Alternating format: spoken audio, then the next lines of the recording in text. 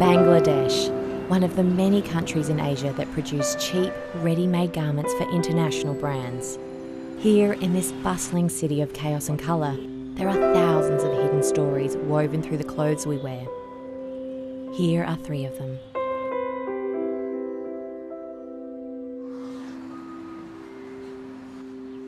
Anju moved to a slum in Dhaka and began working in a factory making our clothes.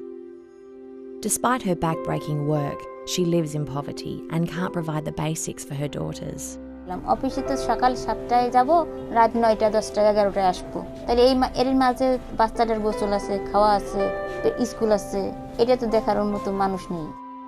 Life in the slums is dangerous, so her girls live with their grandparents back in their village. Anju only sees them twice a year.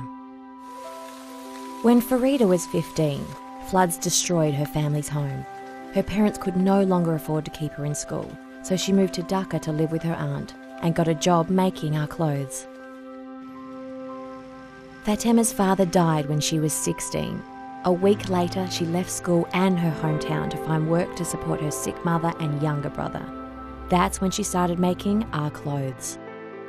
Like most of the women who make our clothes, Anju, Farida and Fatema work in garment factories up to 6 days a week, sometimes more than 12 hours a day, making cheap clothes for international brands. And yet, they are paid as little as 39 cents per hour. Even in Dhaka, these desperately low wages are not enough to live on. Big brands are keeping the women who make our clothes and their families in poverty. Farida lives with her husband and infant son. They rent a room in a compound shared with 6 families. The makeshift room is built over a polluted pond that's full of mosquitoes.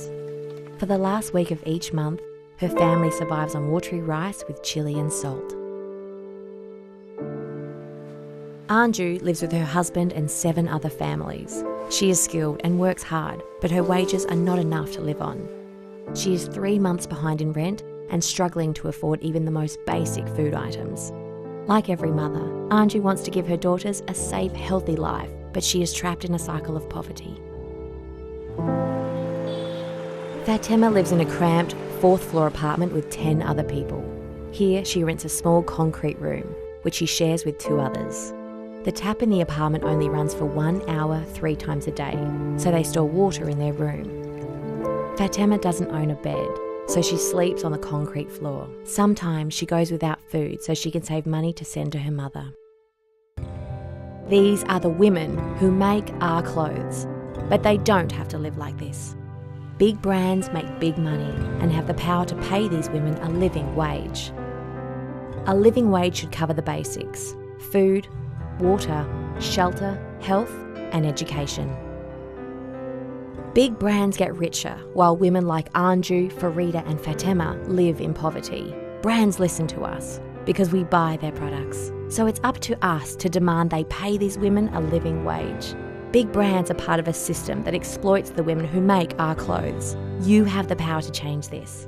Take action today.